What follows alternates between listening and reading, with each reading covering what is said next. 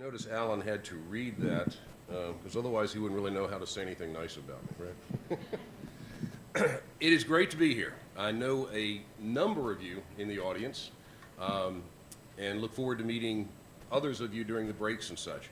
I know that it's a large room and it's hard to do in a group like this, but when I speak, I really like for those of you when you have questions to ask. It's just, for me, it works better. You don't be shy, stand up, shout. Whichever is easier. To help me in a little bit for when I give this presentation, I know, like I said, I know a number of you, and I know a number of you have, great experience in peer review. What I'd like to know is how many of you in the room are new to the process. In other words, you've been appointed to a peak, you've joined a peak, you may be staff, not peak, not one of my teams, a PROC or PROC, however you want to say it. Are new to the process, and you don't have a strong background in peer review. Just by show of hands, how many of you out there? Good. All right. Thank you. Now, Dan, as many times as you heard me talk, you should. Obviously, I'm not doing a good job of talking, so Dan came here again. All right. That's important because there is one section in here I want to talk a little bit about the process itself. And for those of you that are very familiar, you can snooze a little bit when I get to that part. Okay, what we are going to talk about, What we are going to talk about today, again, that's that first question. I'm going to give you a little overview of just what peer review is itself. Want to talk about, and a little history, overview in terms of the history and what it is. Get into uniformity and transparency is not quite self-evident. I'll explain what that means when we get to it. Then into the subject, which of course is what you all are here for, is state oversight. Tell you our perspectives of that, and I say our, that's really Janice Gray and I've had a number of communications. We're completely on the same page what this is all about. And then I want to share with you just some current issues, some initiatives that are going on at the peer review board. I think would be of interest to you in your roles. So, overview of the process itself, or the history. This program has been around, or peer review has been around for a long time, and it started in the late 70s. It was a purely voluntary program that had absolutely no involvement by the AICPA. It was just firms informally realizing that they could enhance the quality of their firms by looking at each other's processes and work. Now, it evolved over time, several iterations, to finally in 1988, the AICPA realized that it was of such importance, the members realized it was such importance to, in terms of maintaining, enhancing quality, that we made it a requirement of membership by bylaws vote in 1988. Now, when that was rolled out to the members, it was rolled out as being an educational and remedial process. It is still an educational and remedial process. But as Ken mentioned, what is of primary importance to state boards, and should be, is the second part of that, the remediation. Because the 92% of the firms out there that get past, and I'll get into the actual reports in a minute, that get past peer review reports, it's not a remedial process. It is an educational process. They learn from the reviewer. The reviewer learns from the firms. A lot of wealth of knowledge is shared, best practices and such. That's educational. But for the other 8% that get a pass with deficiency or fail, the focus, and again I'll get back into this, the focus there is remediation. Those firms have problems. Those firms need to do things to correct their accounting and auditing practices, and that's what peer review is all about, is that remediation. What the firms need to do, requiring remediation, and as I'll come back to, that is really, really what's important to state boards, is that remediation and the PROCs. And as a result, though, of that recognition of this educational and primarily the remedial part of the process, state boards and recognize how valuable this is to the public, to where it has over time become mandatory, as you know, in the different states. And I'm very pleased to say that it's now 51 jurisdictions, with Florida's governor a few weeks ago having signed peer review into law. So it's not in place yet, but it's mandatory. Paul, I know you're here somewhere. Yeah. I want to thank Paul and the Florida Institute for their great efforts at getting that. And you notice we have 51 jurisdictions. We're including territories here. So the only state left is Delaware, and I understand there's actually some movement there. So hopefully next year at this time, maybe we'll be able to say that all states have passed. We'll see. All right. Again, not going through everything that's happened in peer review, but most recently, 2009 doesn't sound recent anymore. It still feels recent to me. But we had a very, very major overhaul in the peer review standards. Prior to 2009, or before that, we'd actually had, it's actually dating back to 2002, I guess, and Enron. Once the PCOB was formed, there was a I'm sorry, I should have gone, I didn't want to get into too many programs. We actually had two peer review programs in the early 2000s. We had one for companies that audited issuers, and we had one for everybody else. Literally two separate programs, two sets of standards, two boards that would oversee the program. After PCOB was formed, it was recognized that, okay, we really don't need the one program for all the firms that audit non-issuers, to be looking at that area of the practice.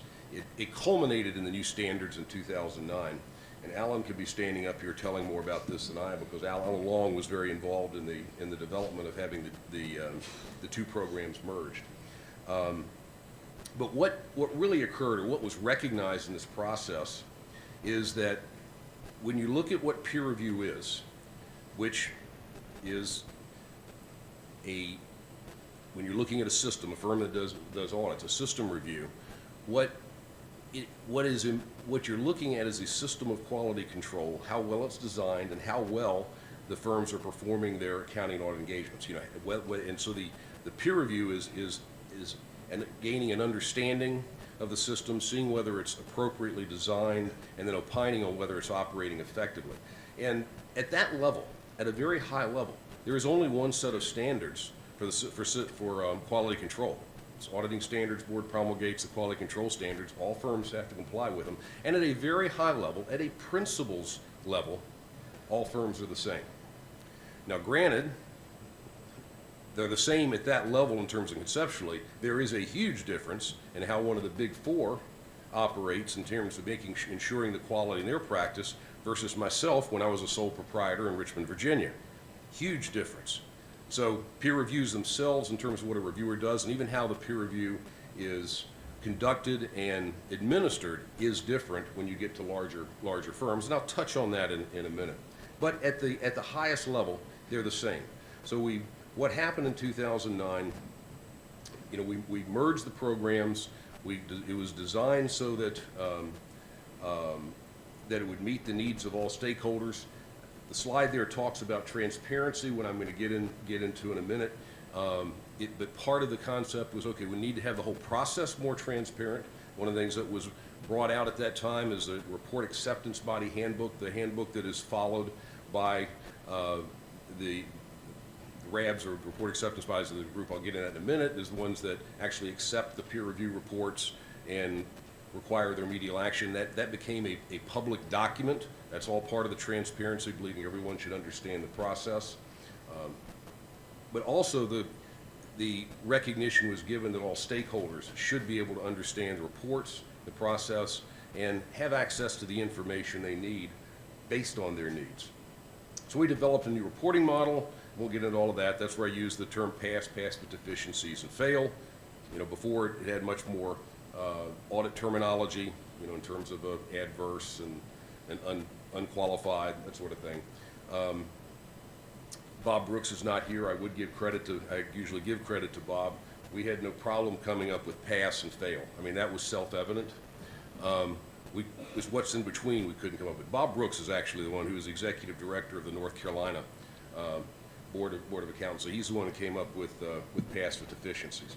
I know another Bob in this room would prefer something else, but that came up, we decided was one of the most descriptive, as we could say. It really was. It's a system, it's a firm that has a system of quality control that is either designed appropriately except for one thing, or it's operating effectively except for a certain area. But you know, that is the reporting model. The rest that's on those bullets I don't think is important. What I really want to talk about, for those of you that aren't familiar with peer review, is make sure you understand this process. And again, this is one slide doing this at a very high level. I encourage you to find more about this and get a better understanding, because in your role as PROCs, this is key. This is what you're going to be looking at.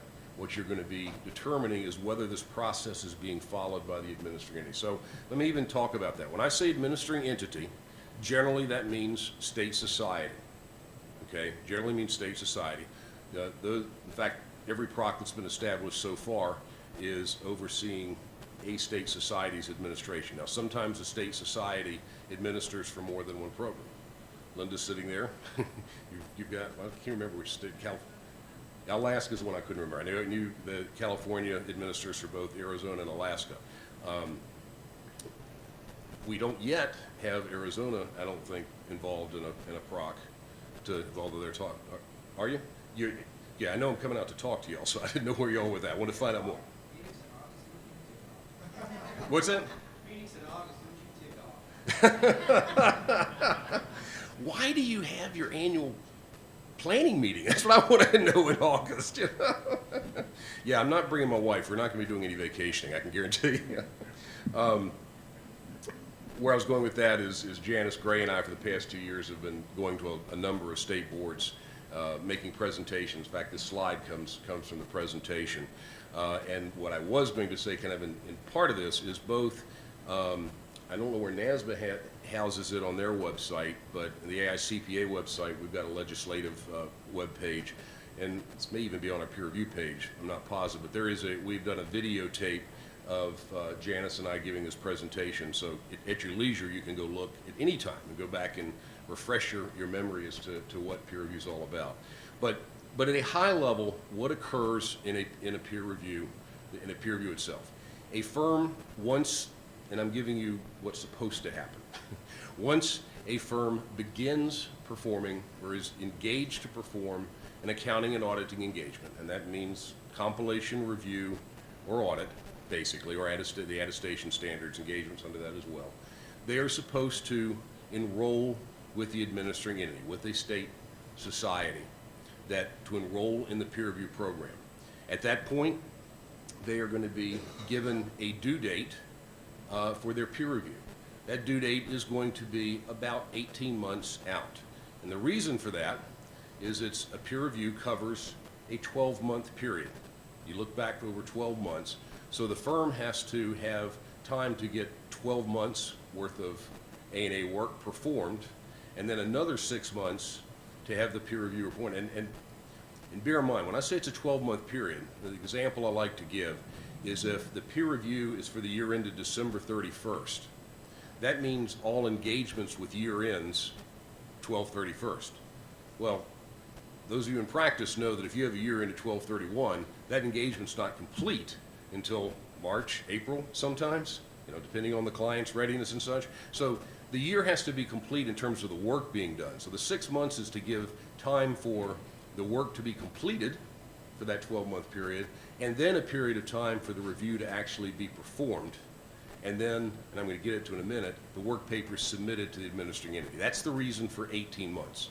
First, we'll make sure that. Sometimes people don't understand, why is it going to take so long? If the year ends December, why do we have this other 6 months? It's because you've got to complete the work, have the review done, and submit it.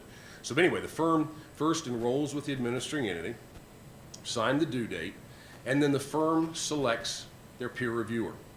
That's where the term comes from, peer review. It's very strongly, it is one qualified CPA firm, individual or the firm, performing the review another. No different than CPAs are do an audit for a client. The client selects the firm to do their audit of their work. Same thing in the peer review process. But there is a big difference in our process. There is no one that has to approve. Generally, there may be lists in some states and governmental, but basically, no one approves the auditor of a company or of an entity. It's just a contractual relationship. Peer review is different. The firm may select the peer reviewer, but the peer reviewer has to be approved by the administering entity. Because what we're very concerned about in peer review is that you have that the firm's practice and the firm that's doing the peer review, that they have the appropriate expertise to be able to cover the engagements that the firm is performing. So there is an approval process, and when I say peer reviewer, I'm really referring to a peer review team. Collectively, as a team captain and other team members have to have the experience to be able to peer review the firm. So that's an important difference in peer review. It has to be approved by the administering entity. So once that is done, the peer review is performed by the peer reviewer. Again, I'm just going to leave it at that. Well, since I didn't have another slide on it, I mentioned it. I mentioned what happens in terms of it is a system review. You're looking at the firm's system. I'm speaking of a system review at this point. There is another type of review, and I'll touch on it right now. It's called an engagement review. If a firm, a system review is required for firms that do audit work and examination level attestation engagements. I'm simplifying. It's a little bit more than that, but that's, if you do any kind of yellow book, you have to have a system review as well. I will, actually, I do want to mention that. This is something that's not fully understood, but, and I'm not asking for a show of hands, not many that do, too many that do this, but if you do any performance audits under the yellow book, okay, that requires you to have a system review. A lot of firms look at performance audits, the ones that do them, as more as consulting engagements. They are more like consulting engagements. But if they are done under the yellow book, that requires a system review, and that is required to be in the scope of that system review. I just throw that out because I've recently found out that's not commonly known. So that's a system review. For firms that perform all other levels of work as their highest level, and again, this is highest level, say they do one review and a number of compilations, they have what's known as an engagement review. You know, an engagement review is just what it says. The reviewer does not look at the firm's system. The reviewer is looking strictly at the engagements that they look at. We have a formula, and I'm, again, not going to go into detail of it, but the reviewer will select certain engagements, different levels of engagement. The firm will then send to the peer reviewer. We used to call this an off-site review because you don't go to the firm's office generally. We'll send to the reviewer the report, the financial statements, and any documentation required by professional standards, which is not a lot. Okay, for a review, you know, that's the analytical procedures, the inquiries, the representation letter. Okay, that's it. For a compilation, very little. Okay, very little required. Right now, I don't know what Janice is going to come up with ours in terms of requirements coming up, but the opinion is not on the system as a point. The reviewer in that case looks at the engagements and sees whether or not they were performed on what they see in accordance with professional standards, and the report is very strictly based on whether or not those engagements were performed in accordance with standards. If there is one, let's say they look at 3 engagements, which is normal. In an engagement review, if one engagement does not pass muster, that is going to be a pass with deficiency. Okay, at least one. If all of the engagements are not performed in accordance with standards, it's a fail. And I know there's some technicalities in here too, and I've got to do it at a high level, Rick, okay? You know, but there's no judgment other than whether or not it's been performed in accordance with standards. It doesn't matter that, hey, they've got another 1,000 engagements and they're all done perfectly well. It doesn't matter. They're limited to just what they see. A system review, on the other hand, you look at engagements to test the understanding and the operating effectiveness of the system of quality control. You're looking at what are the firm's policies, procedures for doing the work right. Then you're looking at engagements to test that understanding and whether it's being complied with. If you find something wrong in engagement as a peer reviewer, then you go and look at another similar type engagement and see if that one's being done properly or not. You're looking to see, because you could have an isolated incident. So there is a very different process for a system versus an engagement review. Honestly, I would expect, and I think in recent years we've tended to have greater failure rates in engagement reviews because there is no ability to go to see if it's just isolated what's happening. Okay, bear that in mind when you're following peer review. Some would say, why wouldn't everyone want to have a system review? Because they're expensive. They're more expensive to be done, and it's actually the reason why we have system engagement. Because the firm, if all they're doing is a compilation practice, maybe a review. You know, what's the risk to the public that would require them to have a system review? They could always have one if they want to, But, but they're, that's why we have the two different levels.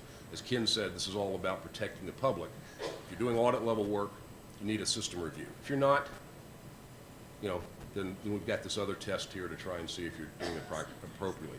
But what I do want to point out is that in peer review process, even in an engagement review, even if the peer reviewer is not out there looking at the system, if there are problems, the firm is required to say how they're going to fix the problem, not in that engagement, but in how they do the work. In other words, how are they going to fix their system? That's required. And that's what, when I get down to it, the RAB, that's what they're going to be looking at in terms of remedial action. So even an engagement review, the peer reviewer has to have enough of a conversation with the firm so they understand they can walk through what has to be fixed within the system so the firm knows how to respond. So there is still a system component to an engagement review. Okay. I don't want to light out here for those of you who have never been through this, but and those of you who are saying, yeah, Jim's not getting it 100% right, but Okay. That's what happens when the peer review is being performed. Ultimately, it's going to culminate in a report that's issued by the firm. It's a pass with deficiency or fail, as I said.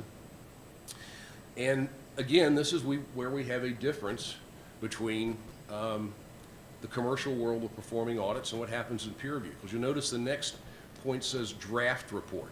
Well, it's not really a draft report. It is a final report. When the peer reviewer gives the firm the peer review report that says pass, hopefully that's it. That's what they're going to get. But the firm is told, you may not make this public. You shall not make this public until it has been approved by the peer review committee. That's the difference. You don't, as a CPA, when you give your client the audit, I mean, that's done. You're done. They can do whatever, they take it to the bank, whatever. A firm cannot take their peer review report and give it to the public. They can't even pass it out among the staff. It is not final at that point. It is a draft. That report and various work papers of the peer reviewer are submitted to the administering entity, or the AE we like to call it. At that point, there's a lot more that's done. There is a technical review that's performed. Again, it varies by state. I'll mention this because some states, the technical reviewers are the same ones that serve on the peer review committee. They take turns being a technical reviewer. California hires people, some full-time, some part-time, directly as W-2 employees to do the technical reviews. Virginia, where I come from, they have practitioners that do it part-time they're paid to do it, but as more of a 1099 basis. They're actively practicing and they come in and do this part-time. Yes, Hawaii wants to speak. Yeah, Carlton.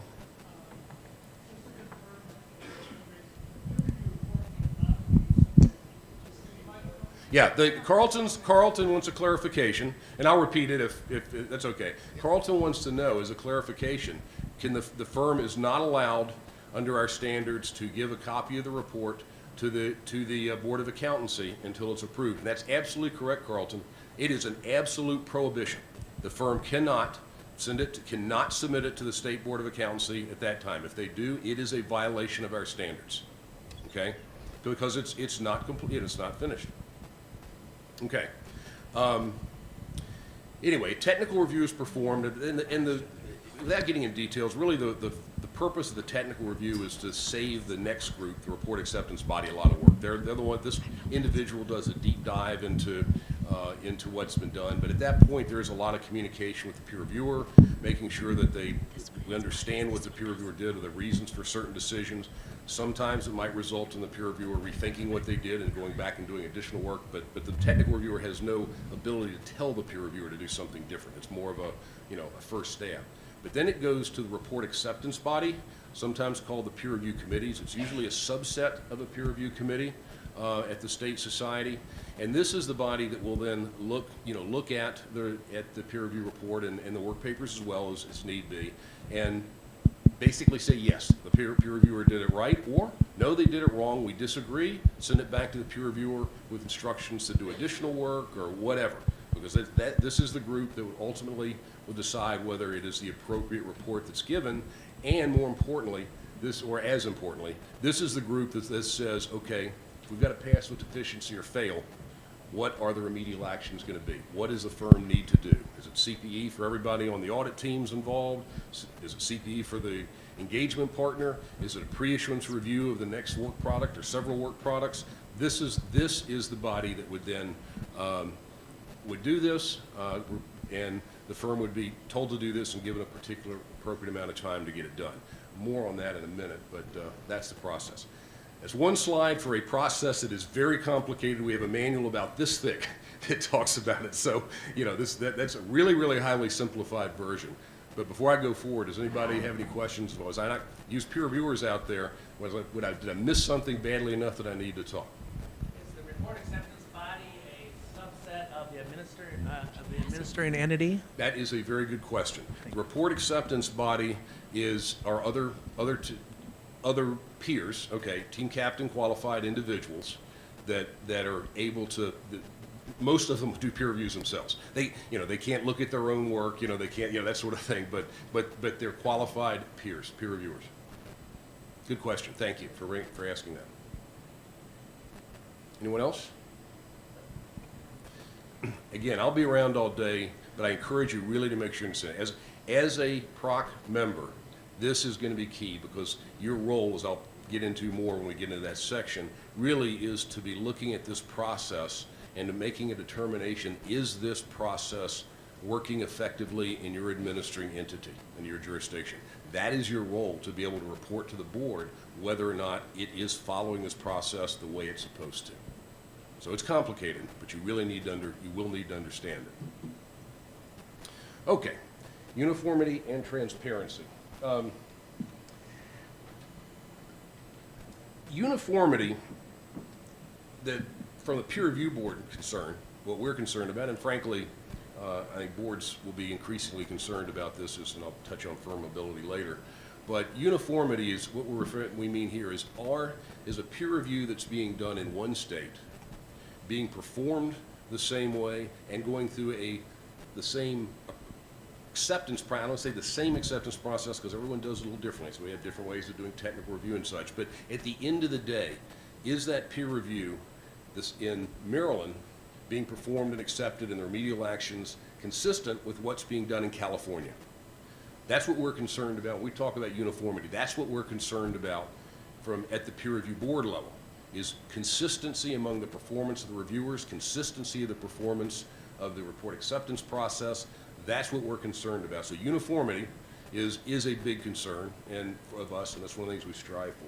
Transparency, as I mentioned before, has different meanings depending on the stakeholder. And the context I'm going to talk about here is transparency to state boards of accountancy, because they have a very definite interest, and we'll get into as to seeing what the results are of the peer review, and more importantly, what are the remedial actions of the past with deficiency and failed reports.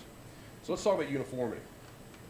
The way that, and actually, I'm not going to go to the slide. I'm going to read something from a later slide, just as when I describe oversight, because you'll see that up there as administering and oversight.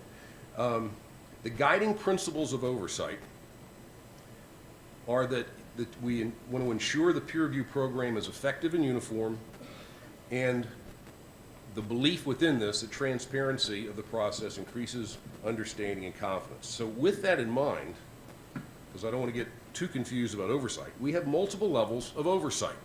You all are kind of like, I want to say, the last level, the final level of oversight, okay? The first level is what the administering entities do. They perform oversight. They perform oversight on the reviewers, okay? You know, there's different, I'm not going to read the slides so much, they will literally go out and observe the peer reviews being conducted. That's one level of oversight. They are required to be, as part of being an administering entity, to conduct a certain percentage, a certain amount of oversight every year of the peer reviewers. Sometimes it's done, going out while the work's being done. Other times the oversight is done what we call post-field work. The administering entity will say, we want not just certain work papers, we want all the work papers, and we want the work papers of the firm, because we're going to basically look over a lot of the work of what's being done. That's oversight. That's oversight by the administering entity to see that the work's being done effectively. We're concerned about reviewers to make sure that they're, well, I should say the oversight is the conduct of the reviewers, but we're also concerned are the reviewers current in what they're supposed to be doing. There are qualifications in being a technical reviewer, a peer reviewer, one of which is certain CPE that they have to take. Peer review CPE, and as well as an enhanced amount of accounting and auditing CPE. So every 3 years, the administering entity is required for every peer reviewer in their jurisdiction, they have to have verified their CPE and their industry expertise. And again, we say we match the experience of a reviewer with the firm. The reviewer, the administering entities look to see, do the reviewers really have the current industry experience that they say they do? So again, that's all to make sure that this matching process is working. So that's the first level of oversight. That's done at the administering entity level. The AICPA, we do oversight, okay? Every 2 years, we send, and this is, Alan used to do this when he was on the peer review board. We have, where's the, I want to recognize, and I'm going to do some recognition. Where's my oversight task force? Stand up, guys. Randy, Steve. Okay, just two of y'all. Okay. Who in this? Where is he? Has he got honky-tonky-itis? I know he was here yesterday. You were right, Ken. By the way, I want to say, if you're going to speak the first thing in the morning, don't go out the night before with Carlos Johnson. I may be stumbling a little bit because I've still got a little bit of stuff going into my head from Carlos taking me down to Legends and Tootsies, and but it was fun. Okay, back to this. Those guys that I just, the three guys I just recognized, well, two that stood up and the one that I picked on, they are members of the peer review board and constitute our oversight task force. The three of them plus 6 others? 3 others. I forget the number we have. Other former peer review board oversight task force members make up our former oversight task force peer review board members make up our oversight task force. So it's both peer review board members and non-peer review board members, but they're all experienced in oversight. These, and this right now it's just guys, these guys will visit the administering entities every other year. So every 2 years, they visit half one year, half the next year. And what they're doing is going in to make sure that the administering entities are following the process that we require. Among other things, they're going to look to see, have they looked at the reviewer resume information? Have they made sure that the administering entities have done that properly? Are they appropriately following up on the remedial action to make sure it's being done on a timely basis? And they will also observe some of the RABs being conducted to make sure that they're doing that they're approving the reports appropriately and that they agree with the remedial action that's being done. Again, this is all for consistency. By the way, what I just mentioned that the oversight guys are doing at the AEs, that's what a lot of PROCs do, okay? Very same thing. So it's kind of, in fact, I'm going to get, I know this is going to be discussions later, what I understand some PROCs do is they will piggyback on when the AICPA's oversight task force visits the administering entity. Find an effective way to do some of the work. Just throwing that out. It's another possibility. But this is done. This is a part of the AICPA oversight. Do we have a question, Carlton? You got another one? Yeah. Yes, I do have another. How much of the AICPA oversight work is available to us as a PROC? Do you want to elaborate on the question? I mean, I can answer, but I want to target it. What do you mean? Well, are there work papers or interview notes or things like that? That we would... What? I don't. What happens with the oversight is the oversight. The individual that does the oversight actually submits a report. They send a report to the state society that they respond to, sort of like a peer review report on oversight. That is also taken to the oversight task force itself, who approves what was done by the one that went out. They actually approve it, and that report itself, on that administering entity is available. Okay, it is available, but there really aren't. There aren't work papers per se. That's why I say if if a PROC wants to tag along, to shadow, do the same thing, you'll have a better understanding and see what they're doing. But there is no work papers per se. Randy, is that clear, fair enough, or should I add to that? You're the chair. Get the mic, Randy. Yeah, I think you covered it well there. We have some checklists and things we use as we go through there, but there's really not any work papers that would be available, I don't think. Yeah, as I recall, the checklists themselves aren't even required. I mean, it's more of a guidance. No, exactly. It's like Yeah. Yeah. Frank? Thanks, Randy. One of the things we did in New York was when the AICPA oversight was scheduled, we're a QROC, not a PROC, but Which is why I usually say PROC, Yeah. because in New York, it wouldn't be a PROC, it'd be a croc. right, it's a CROC. One of the things that we did in New York was when we knew when the AICPA oversight was scheduled, I attended and participated in that oversight as an observer more than doing the work. Right. Thank you, Frank. That's exactly what I was referring to. And it was helpful, wasn't it? Yeah, it was very helpful. Yeah. Because I was there firsthand and saw the issues and understood the issues. And then 6-8 months later, we got the official written report. But that way, I knew what was going on and I could monitor the process. Good. Thanks, Frank. I'm Gary Hoffman. I'm from the state of Texas. And we've had a question about the degree of oversight on firms whose peer reviews are conducted through NPRC, the National Peer Review Committee, particularly those firms who have less than 1 million ANA hours, whether or not there's any significant degree of oversight being done on those peer reviews for the much smaller firms who elect to have their peer reviews done through the National Committee. Yeah. Is it Wayne? Is that Gary. Gary, sorry. Gary, I am actually going to defer that one because Art Sparks is going to be addressing that. I purposely just talked about the states here when I said it's basically state societies, because Art Sparks is going to be later in his presentation is going to be covering that. And I really didn't want to confuse the issue at this point. I want to get this understanding at the state level, and Art will be talking about it at the National Peer Review. For what Wayne is, Gary. Sorry. Takes me a while to learn names. The gentleman from Texas. What he is referring to is there are certain peer reviews that are administered at the AICPA level. It's called the National Peer Review Committee.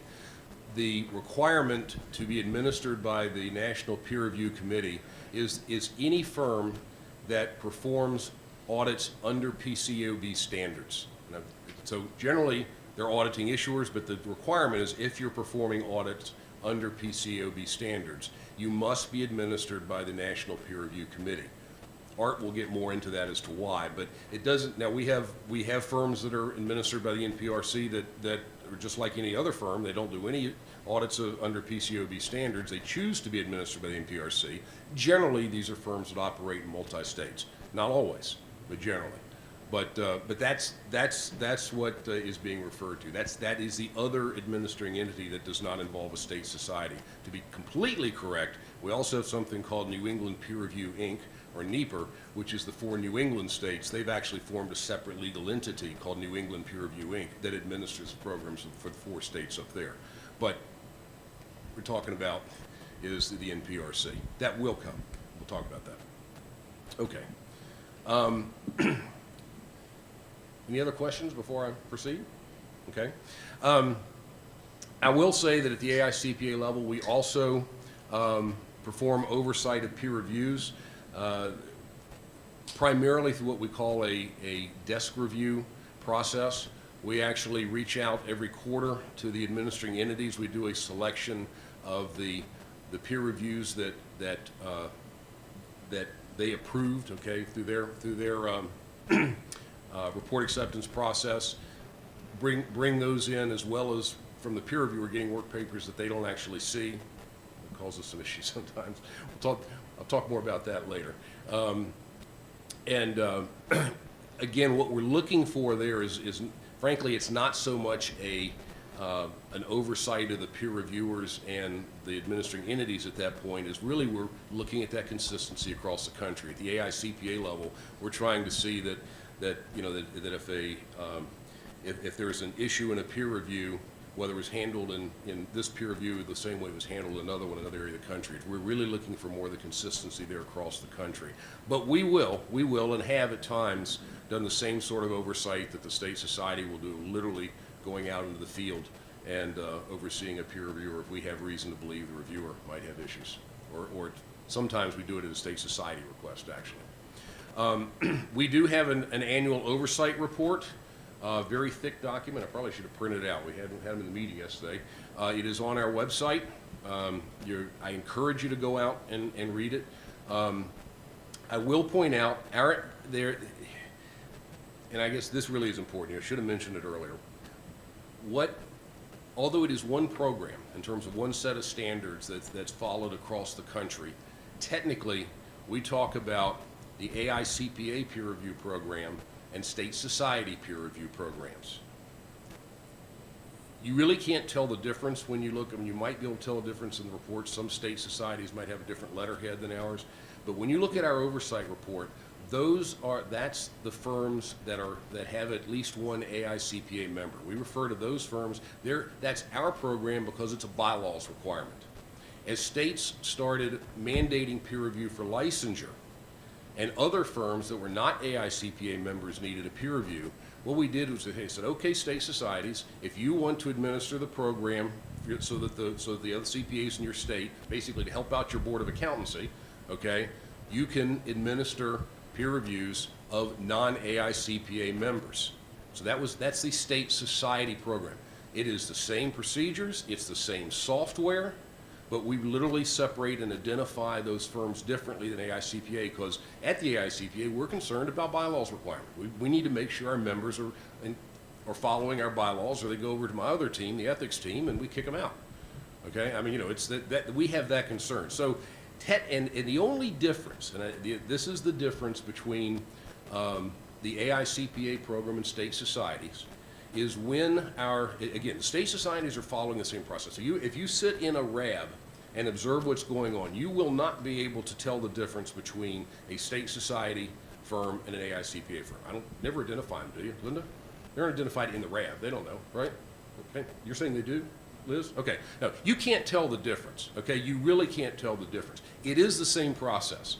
The difference is that when we go in and oversight, and that's what this report is on, is what Randy and his team have done when they've done oversight, is they're going to look at the same process, but what they're only going to be looking at is, say, the remedial actions that are being followed for the AICPA members. They're not going to pull a file of a non-AICPA firm and see where those remedial procedures followed appropriately, were they done timely, because they're not our members, okay?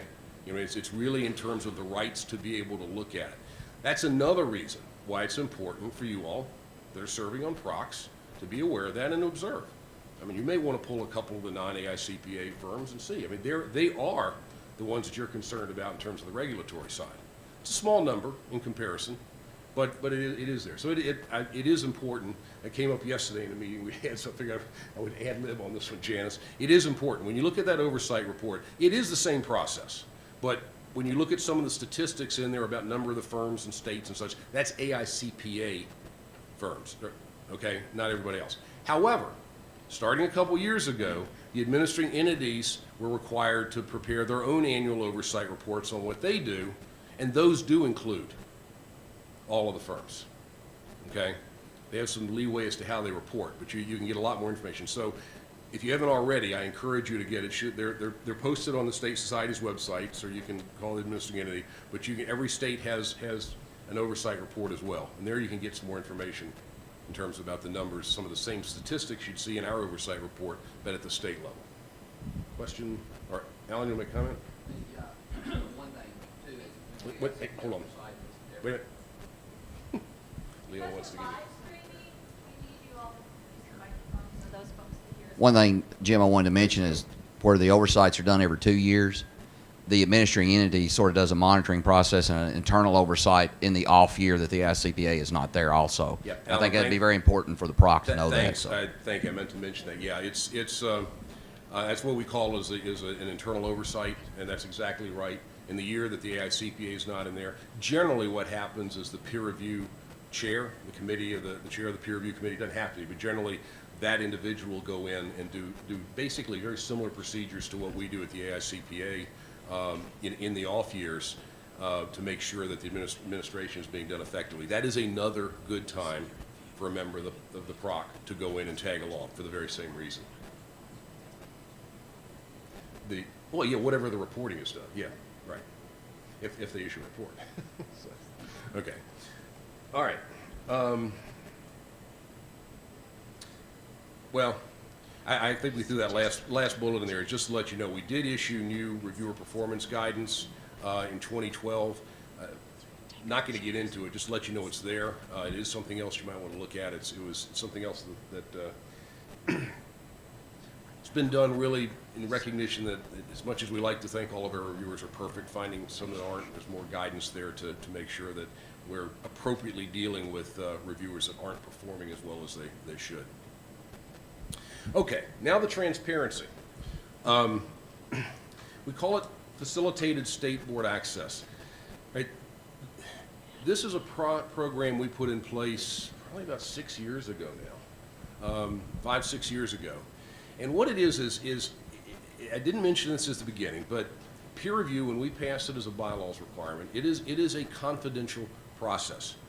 We at the AICPA are restricted as to what we can tell you about a firm without the firm's permission. We can tell you whether or not they're enrolled in the program.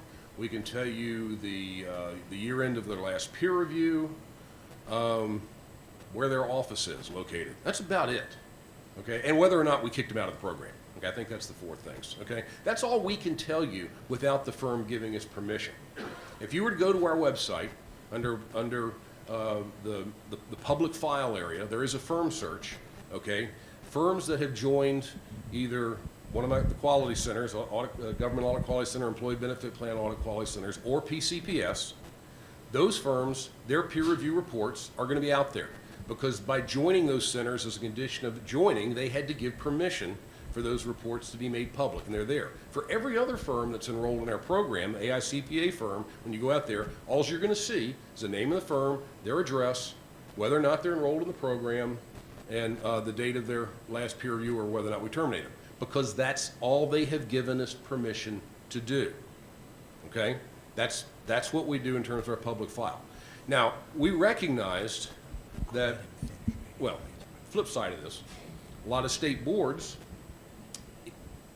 saying, okay, we know this is outside of a PROC here. The state boards are saying, look, this is one of our requirements. We want to make sure that the firms are complying with the peer review requirement. So they're, in a lot of laws and regulations, mainly regulations, they still exist. The firms are required to submit certain information to the state board, usually when they have their permit renewed. It might be the peer review report, it might be acceptance letter, but it might also be, the letter of corrective action, evidence that the corrective action was completed. Who knows? It depends. And that's a valid information. I mean, those board members, I know we got some state board members here too. You want to know that. That's legitimate, okay? What we wanted to do is recognizing this was something that's very, very much needed in terms of transparency for the boards to get. We wanted to have a process that would allow the boards to get the information, but at the same time also help our members. We are a member organization. So we came up with this facilitated state board access program. And initially, the way we rolled this out is that, okay, well, first off, you had to recognize that we're only doing this in states where there is peer review required. The board, if you don't have peer review in the state, why do you need the peer review? It's maybe to encourage boards to pass. We've supported the peer review mandatory. So anyway, you have to have mandatory peer review in your state to avail yourself of this. But the other is that there are some states, we're sitting or standing in one right now, where as a part of the law being passed, the boards are prohibited access to the peer review reports. Okay. Don't support that, but that's the way the laws were passed. Those states obviously cannot be given access as well because they're prohibited by law. So as long as a state was not prohibited access and is peer review is required in the state, we have this FSBA process in place. And the way it worked was, the firm was told that unless you object, we're going to make your peer review report available to the state board. Okay? And then once it was posted, we tell them it was posted and to remind them, and if you don't want it up there, tell us, we'll take it down. Because it's got to be with your permission. Kind of a backwards way to get their permission, but that's the way we did it. Okay, it's worked fairly well, but as you can, and it's very, I will tell you, the states that works this way, I haven't looked probably for 3 years, but it was like 95% success rate or better of firms that weren't opting out, that were putting the population out there. But if I was on the state board, there's 5% out there that aren't opting out, and particularly if I'm not getting their peer review reports anyway as a requirement of law, I'd be kind of curious about those 5%. Those might be that 5% that got the pass with deficiency or fail. So not surprisingly, and we support this incidentally, these states pass laws or regulation, I think this is the correct one, that have said you cannot opt out. And basically what it says in these states is the administering entity, to be a recognized administering entity, they must provide all of the reports, and it's the peer review report, acceptance letter, response letter from the firm, evidence remedial action's been completed. That has to be posted for every single peer review. Now, the way we handle this is when the firm is scheduling their review, they're basically told, or they agree that as a condition of us handling their peer review, that this information is to be given to the board. If they won't agree to it at that point, we can't administer their peer review because we still have that confidentiality requirement. Now, practical matter, a firm has to agree. There's nowhere else they can go. But that's the way we handle it. We support this. Honestly, I wish that I didn't have to have this slide. I wish every state had this. It makes it a whole lot easier, to be honest with you. It makes sure that you all have a complete population. I will tell you, as a practical matter, Linda McCrone's team in California, every single peer review gets scanned and is put into this system. Every single peer review that's done in this country is in our system. It's just the technology of a flip of a switch. It's just whether or not you can see it or not. It's not whether they're there. The data's all there. All the reports are there. It's just about whether you can see it. Because without getting into it, we actually have expanded access. You could have a California firm, well, no, a Tennessee firm. Wendy's put it in Tennessee. Wendy has to do this here in Tennessee, even though there's no public requirement. But there may be a firm that's practicing in Kentucky that requires it. Okay, so they expand access to say, okay, we want it in there. We want the Kentucky board to be able to see it. It may not be a good example, but so this is done for all reviews. But this is the transparency process. I also like to give an example here of how this is used. And I know I don't quite do it exactly right, Janice. Do I have 45 minutes or an hour? Okay, that's the 45 minutes. That's what I thought. Okay. I was thinking I had an hour, so I'll zip through this. Real quickly, what's done in Oklahoma is an example. What I like to say, this is a perfect example of how this process can be worked right. Remember earlier I talked about focusing on remediation, that's what's important.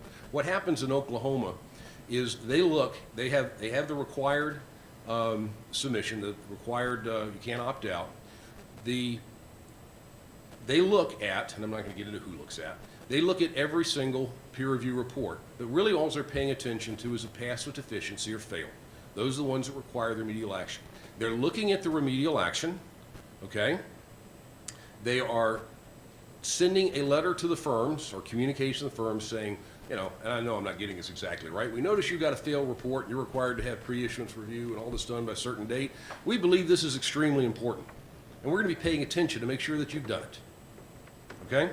Simple letter to the firm, reinforces what's being done. They then kind of keep a tickler file to see when this remedial action is supposed to be done. They'll go back and look, a month or so after that to make sure it's been posted, that the firm's done it. And if the firm has not completed their remedial action, they reach out to the firm and see why. And if the firm doesn't have a good reason, it's turned over to their enforcement division. And what is enforcement doing? They're not looking to see why they got a fail. They're saying, why didn't you do the remedial action? And what's the penalty, Janice, for not doing the remedial action? $2,500 to $5,000. And that is because they did not properly remediate, which is what is the core of this program, is remediation. Honestly, I highly support. what's being done in Oklahoma, because we have the same concern. If firms won't remediate, that is a problem with us. You know, for us, we have a process to ultimately kick them out of the program, but when a board does this, that is fantastic. And in fact, because I'm not going to probably get to the slide, I will mention this is what we like to see. There has been a movement by some boards to be looking at all fail or pass with deficiency, not just maybe it's one or the second consecutive or whatever, but beginning to look at penalizing firms simply for getting a fail. We don't support that. We don't support that.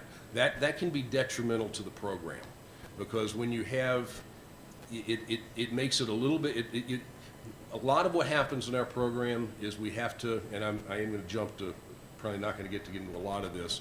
You know, firms, we have to rely somewhat on firms' honesty in reporting, you know, what engagements they're doing. You know, if they know they have problems engagements, they might not include it in the population of the peer reviewer because they don't want to get this fail report. You know, we want to have a process that that the firms are willing. When I did peer reviews, I had firms that after I would select the engagement, they'd say they want me to look at another one because they thought they had problems on it and they wanted to see how they could fix it. That's what we want. We want firms to understand this process is to remediate problems. So that's where we believe the attention should be given, is on the remediation. We don't want there to be anything out there that would give an influence to where the program is not going to work effectively. So I continually want to give that message. Firms that don't remediate, go after them. Be a $50,000 fine for all I care. I mean, we want them to remediate, but not just because they get a pass with deficiency or fail, because if they have the right attitude and they want to fix it, that's what's going to serve the public. That's how the program will work and serve the public. Okay, now I'll get into probably the last thing I'm going to get into is the oversight. Pointing out here, there's a quote I gave you. The UAA, Uniform Accountancy Act, mentions oversight, encourages state boards to have an oversight committee.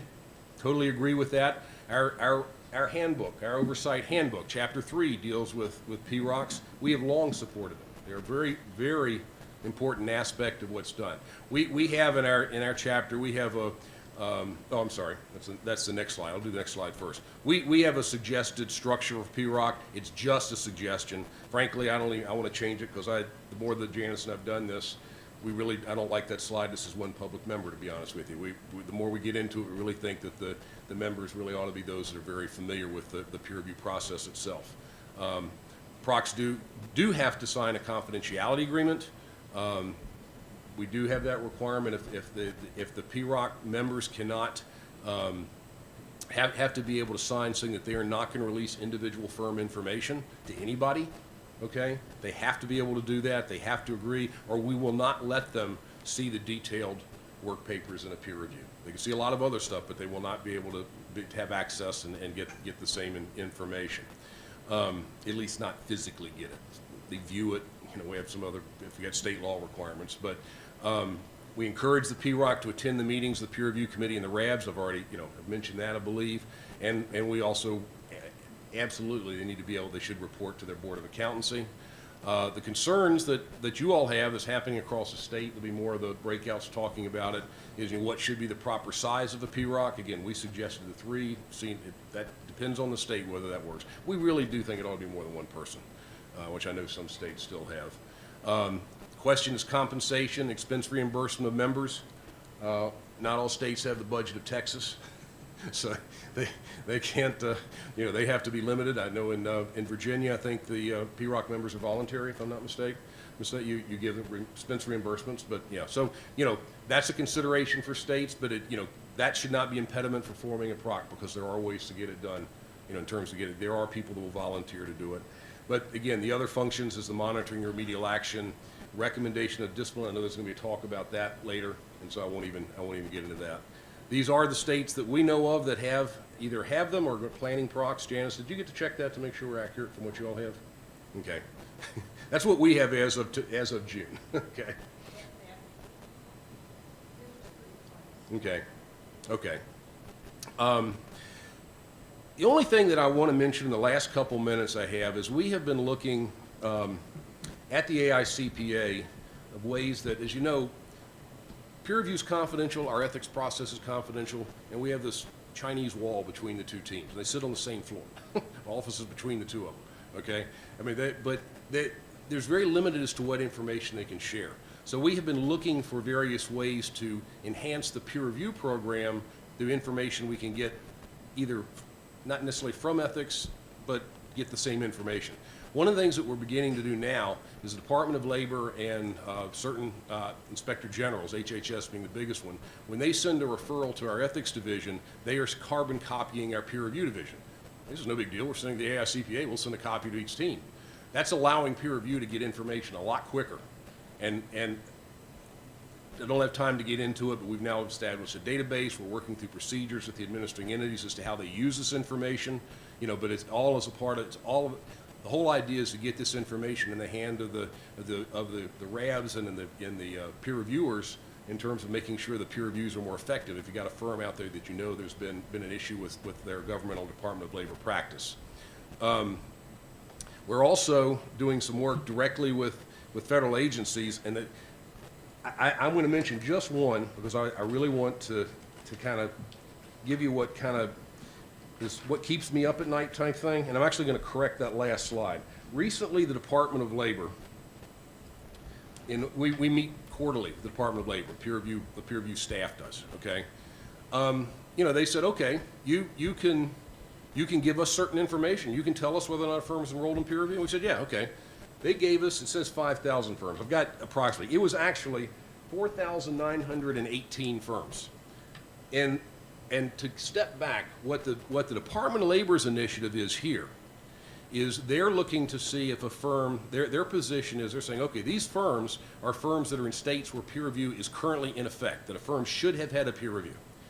They're basically going to look, trying to find out if the firm was not enrolled in peer review as required by state law. They're going to say that firm is not a QPA, qualified public accountant under the ERISA law. So they're going to go back to those plans and disqualify those filings. Plain and simple. If a firm can't prove that they were QPA, now what does that mean? That's a $50,000 fine. Not to the CPA firm, but to the plan. Now, they get a new audit done and all of that, I can guarantee you it's a CPA firm's going to pay that plan in a lawsuit if they ever pay it, okay? But this is the DOL, what they want to do, and incidentally, they're targeting firms that just do one or two engagements in this. This is not all firms, this is one. So bottom line is we actually don't have that many firms that so far, that bottom line says 1,500 firms. It's actually, we've got it down to 672 firms that we couldn't match. What they've done is given us a list of firms. They can do it by federal ID number.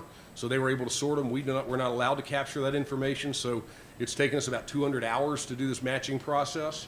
But we've gotten it down to there's 672 firms that we can't definitively match. And what we mean by that is, it might be more and more, and it might be more comma more. We don't know if it's the same firm because we don't have all the information we need. So those firms we're going back to the DOL and saying, we can't tell you one way or the other whether the firms are enrolled. We just don't know.